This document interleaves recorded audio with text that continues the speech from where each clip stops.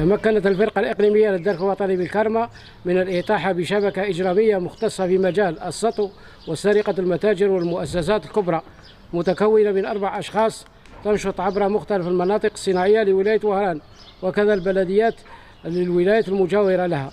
بعد تكثيف التحريات تم توقيف المشتبه بهم، حيث أسفرت العملية على استرجاع سيارتان كانت تستعمل في عملية السرقة، سيارتان سياحيتان، وكذا 3 دراجات نارية،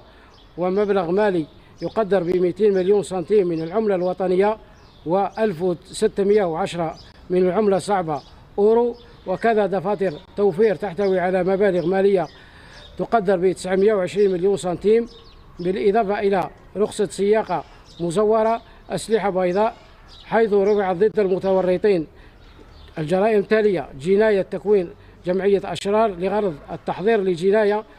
لجناية السرقة بتوفر ظرفي الليل وتعدد الجنات واستعمال العنف مع استظهار أسلحة بيضاء واستحضار مركبتين مع التحطيم العمدي لملك الغير، وكذا جريمة التزوير واستعمال المزور وانتحال صفة الغير. فور انتهاء التحقيق سيتم تقديم الأطراف أمام الجهات القضائية المختصة.